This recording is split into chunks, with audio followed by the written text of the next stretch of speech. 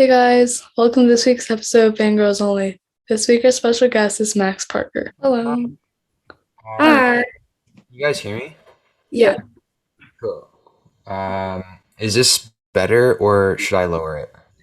It's fine like that. it's good, yeah. Yeah. Cool. All right. Um, Let me just get some stuff sorted here. So there's like a bunch of windows just flying around. Okay. Okay, no, it's okay. How are you guys? How's Good everything? for you. I'm doing pretty good. Busy. Sorry about the lighting. It's just like maybe I can get this to work. I don't know. I've got this like big ring light now, but I think it's not gonna. I don't think it'll work. Is that no? That's like even worse, probably. It's only lighting like half my face. Yeah. Okay. Yeah, this will do just fine. Okay. Okay. Okay, so before we start, do you want to tell us a little bit about yourself? Um. Yeah. I guess. Yeah, I'm a musician. From Toronto, Ontario. Been doing music for a long time. Been professionally recording songs since I was 15, and I'm 20 now. So it's been a solid 5 years of doing this, and kind of just rolling with the punches because it's not easy doing the music thing because you get a bunch of no's and stuff throughout the years. But um, yeah, that's like pretty much me. I took a gap year in between high school and university, and I'm studying like performance and theater now at Brock University. So I'm like definitely a performer. Like the stage is like my home. So um, I just love to be performing, no matter if it's like through the screen, like doing YouTube videos or being on Instagram, being on social media, or like being on the stage. It's something I love to do. I love to kind of like have a presence and kind of have something to say. It just makes me feel warm. So yeah. Oh, awesome. Okay. So we'll just start off with the questions now. So the first question is, what's your favorite song from your album 17? That's a hard one. I don't know if someone asked that specifically, but whoever asked that, that's a hard question to answer. I don't know if I can answer that. Um, it'll probably have to be. I mean, "Lucky" is like a song that I really love off the album, but I love "Try To" and all the other songs. But if I have to like pick a new one that just came out off the album, it's probably gonna have to be "Lucky." Yeah. Yeah. Okay. Next question is, which instruments do you play, and what was the first song you've ever learned to play? So I play the guitar. I first learned how to play the guitar when I picked it up at 9 years old, and I've been learning the piano recently, and I also play the ukulele, and I'm also now playing the bass. So that is four instruments. I love stringed instruments because um, I just like have the background in guitar and everything. So yeah, that's pretty much it. That's awesome. Okay, so here's another question about the album. Which song took the longest and shortest to make on the album? Okay, so the it probably have to be right back where we started. That one was not easy to create because we like the first time we had gone into the studio to make that one, we had kind of like the instrumental down and it was like great, it's on fire. And then I was like, we got to put lyrics to this, and I don't think I was ready to kind of throw lyrics down on the track at first. It was one of those things where we were just heavily focusing on like the sound of the song and not the lyrics. So that actually took like 3 to 4 different sessions to kind of like bring a couple more writers in to kind of fine tune lyrics and kind of finish everything. And that's not to say that I don't like write my own stuff. I do. It's just like that song particularly was kind of tough, so I needed some backup, if you will, to kind of get that one like fleshed out and kind of ready to like put out. So yeah, it was fun, kind of making right back where we started. Long process, and I think my A&R was like, "Yo, do we like just drop this and keep going and like try and find something new?" And I was like, "No, I there's something with this song, and I want to keep exploring it because there's something here, and I'm glad I stuck with it. So that was the longest one. The shortest one probably was Good Time. Good Time literally took like one day to record all the vocals. And we were in there for like Derek and I were in there for like maybe 5 hours, 4 hours maybe. We wrote the song in like an hour and a half, and then we like he was pretty much mixing the song after like the fourth hour. So yeah, that one was like super quick, and it was just like one of those songs just like you knew it was gonna be something big because it just took like so like little effort to create, and it just was something that just like landed in our laps like so quickly. It was just so weird. But yeah, that's the longest and shortest. Okay, Always. next question is how do you balance your music with your studies or and your other social aspects? Yeah, that's I can't really answer that question. That's hard. D- yeah, there's some days where I just like can't even function because there's so much stuff flying around, like doing school and then having to come back home and pursue my dream in music is like something I just have to do. I know that I want a degree. I know it's something that's like really important to me, and my mom's a professor, so um, she wants me also to just like get a degree too, and I fully understand that as my mom being a professor, like it just totally makes sense, and I think it's part of life and part of uh, just like a good resume, having a good like background check. I want to make sure that I have like all my T's, all my how do I say this? Um, I want to make sure that I cross my T's and dot my I's um, on like all corners.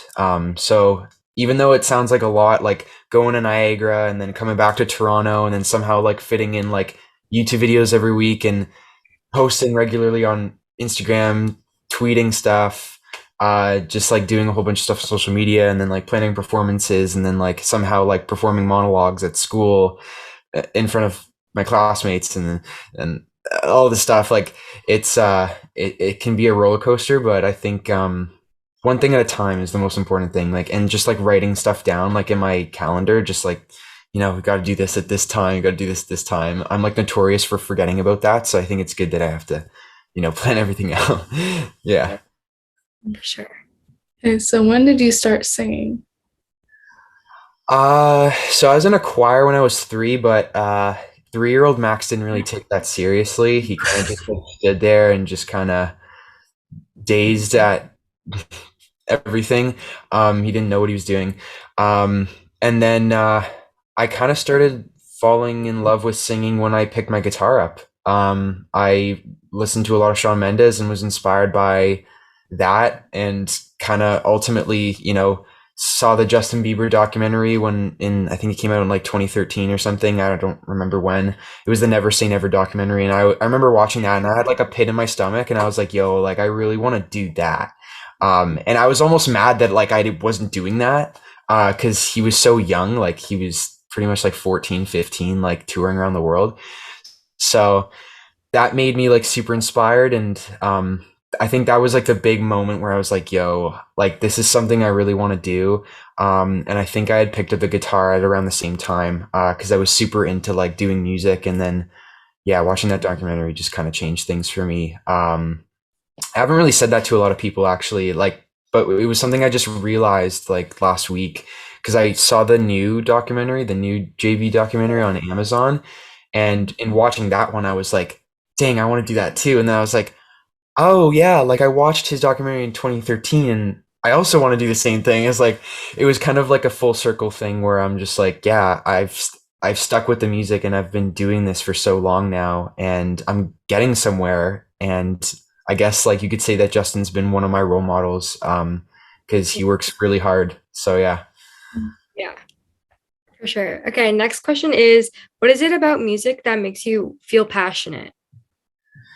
Um, these are great questions. I think I think it's kind of just like, I mean, having my home studio is really nice. I didn't have this like half a year ago because of the pandemic. Like I once the pandemic started, I was like, yo, I kind of need to like build my home studio and like, realize and figure out like how to make songs on my own because I'm gonna go crazy if I don't like get creative and not have like a home studio. So that's something I kind of developed, and in doing that, I kind of found the core passion again. Like every time I record something into my microphone, like in whether it's like my voice or whether it's something else or whether it's just like laying down like piano or guitar into like my digital audio workspace, it's just like it gives me so much joy. I don't really know how to explain it. It's something that you kind of, I'm sure you guys have felt it before. You do something that like you love, whether it's a hobby or anything, and you kind of just like really smile to yourself, or you kind of just get that like really exciting feeling where you Yeah. just um you kind of like lose your breath for a second and like you can't breathe and just like, yo, I'm like so hyped about this. It's something I always kind of get when I do the music stuff, and I don't think I really get that feeling with anything else. So yeah, that's why I keep doing it, and that's you know recording, and I mean being on stage is something that like um has been like the core thing that like I just want to do because there was one time I was at like Hard Rock Cafe in downtown Toronto. This was like in 2017 or something, and I finished my performance and I had this like really big like gut like good gut feeling where I just like I couldn't like catch my breath. I was just like, yo, and then like tears started coming out and I was like, what's going on? Like this is crazy. And it was one of those things where I was just like, yo, like my body loves this. My mind is just like my mind just loves kind of doing all this type of stuff. And it's like that feeling that I want to chase every time. So and I know that music like helps me to chase that feeling. So I think that's why I keep doing it as well. It's very much a personal thing, but I also have my fans who I adore like so much, that like literally fuel the fire every day. So I do it for them as much as I do it for me. But I think it's also fun sometimes just creating music on your own and not sharing anything with anyone for a given moment in time. Because it's fun to create something and then kind of like download the track into like Apple Music and just kind of like hear it back and be like, yo, like I made this last night or I made this like a week ago and this is cool. And this is like what I did. No one else did this. And I've like stamped it in time. I just think it's cool. Sorry, I just like ramble a lot, but That's okay. But yeah, no, I get that. Okay, so what skills have you learned that will help you in your singing career? um wow, there's a lot of things that I've learned along the way. I'm an independent artist. I'm not signed with a label, which means that I pretty much do everything on my own, which is still daunting to this day. And yeah, it's I mean, what I've learned is like a lot. You got to be the CEO of like your own startup company. That's pretty much what it is. Um, it's not just music. It's like a lot of like emails and like you got to be willing to kind of like put your foot through the door, and kind of reach out to people and don't be afraid to ask questions. That's what I've learned like in a short period of time is like you know, if you ask, you'll receive. And sometimes you won't get an answer, but out of like the 10 times you ask someone a question, you'll probably get a response like 7 out of 10 times. So I think that's super important. That's something I've learned. That's like a necessity for life. And it's just good to kind of like have a small group of people that you can like really, work with well. You don't need a whole bunch of people to be on a team. You just need that like small group who has the same kind of like mindset as you and same goals and same realistic things that they want to chase for. And that's what you guys are doing for your podcast, for your show. Like you guys are working together, right? So yeah, it's an amazing thing. Okay, next question is how do you handle stress and anxiety before performing? Um, yeah, that's hard to deal with. I guess I think I'm still at a immature age where I'm still kind of trying to figure that out. Um, it's hard. Yeah, like I get good butterflies in my stomach before I go up on stage. But like preparing for like rehearsals with my band and kind of making sure that like, you know, I have like all my equipment ready, and like making sure I get like good food to eat like a week in advance, and like warming up my voice like every day, which is something I like don't do often, but need to do more. Is like those things are kind of like there's only so many things you can do in a day, right? So it's kind of like you have to kind of see um, what is going to be most efficient for you. And I think like that's what I'm still trying to like find. Because I could be warming up my voice, I could be doing a whole bunch of other stuff for my shows, and thinking about like the background images, and like all this type of stuff that is just like it's hard to kind of like do as one person. So I think it's important to kind of focus on like just being real with like the audience, and being real with the crowd. And if there's always something that goes wrong during a show, like all the time, a show is never perfect ever. That's one thing that like as an artist you'll learn quickly. So I think you just have to again roll with the punches, and kind of just know that like things are not going to go entirely your way. The sound check might be terrible. You might sound really like bad during the performance. Like your mic might be like low in compared to like the band, and no one might be able to hear your voice. But you just gotta kind of push through it, and just kind of perform as if like you're in front of like 20,000 people in a stadium. So yeah. Okay, so what's been the best performance of your career? Oh, uh, dang. I think to this day, I think the highlight performance actually wasn't a super important performance.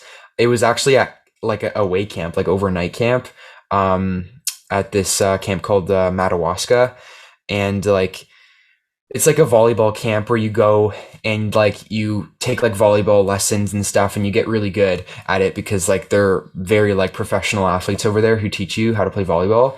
And you play on like grass courts and everything. But in between all of like that volleyball stuff, there's like a talent show, I think like the second last night of the week, and they pretty much like take I think 15 to 20 acts. And I did the talent show I think twice out of like the 3 years that I went to that camp. And the first time I went up for that talent show was like probably one of the coolest experiences. I was playing in front of like 600 campers, as well as like staff, and I think the hype at camp is just different because everyone's just like so energetic at camp. So you get up there, and it's like you're playing for people who are like all looking at you, right? So it's a pretty cool experience. And Yeah, that was like the roar after I finished was like really like that was something where I was like, yo, like I want to do this. This is so cool.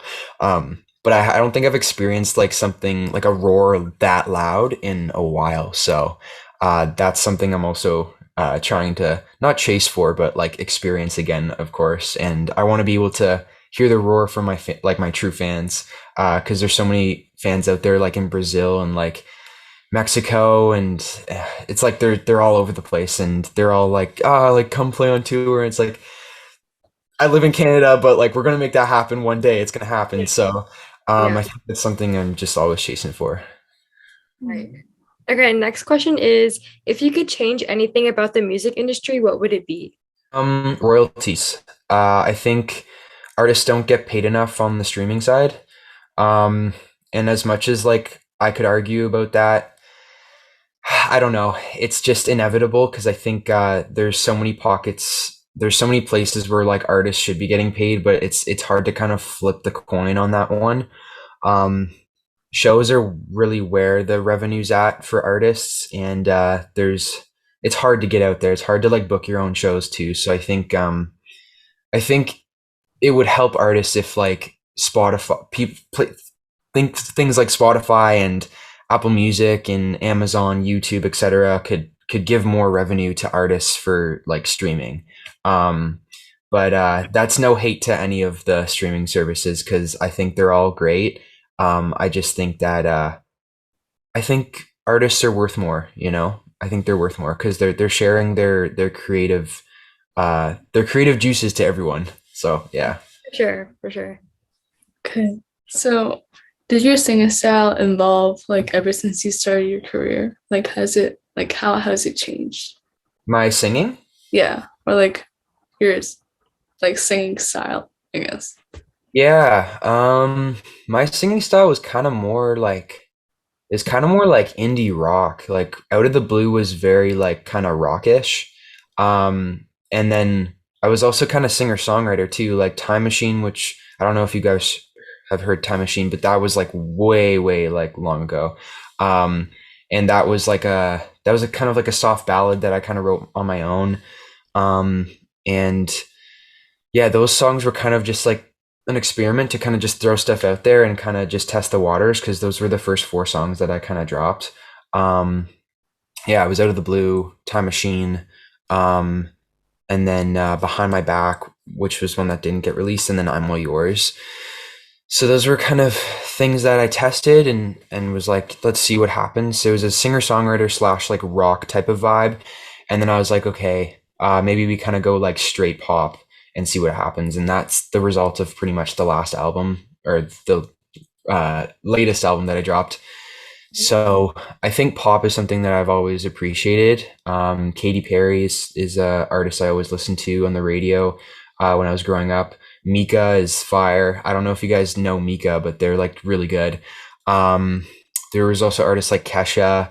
There's this dude named Benny Blanco who like produced all of those like huge hits. There's like Dynamite by Teo Cruz that was also like really good. All those songs that like make you move and stuff. I was just like 7-year-old Max like bopping in the car. I was just like, let's go.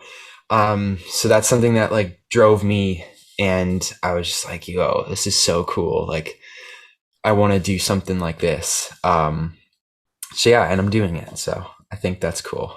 Okay, this is the last question, and it is, do you have any new music in the works that you can talk about?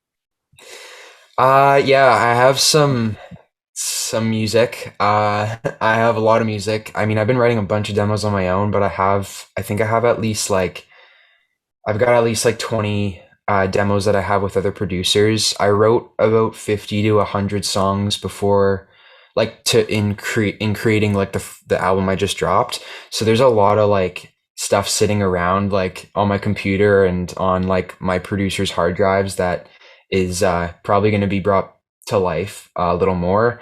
I'm thinking about, my next project, obviously. Even though this one just dropped, 17. I'm always thinking about what's next. So I'm hoping there's going to be something that comes in the new year. There is a Christmas song coming. So that's something I'm really excited about. So yeah, there's a lot in store, and I can't really tell you guys everything, but yeah, Christmas song, and then hopefully something in the new year, like March, April. I'm hoping. Yeah. Mhm. Okay. So So thank you so much for coming on. It was great having you. Yeah, it was nice meeting you. Yeah, yeah, of course, yeah. Well, yeah, it was fun chatting. I hope I didn't like linger on too long. I love to talk, so that's something I got to work on for interviews. I got to keep it like concise. So uh, I hope you guys have fun editing that because I talk like a ton in that. So um, yeah. No problem. Thank you. All right. You guys have a good night. Okay. You too. All right. Bye. Fangirls out.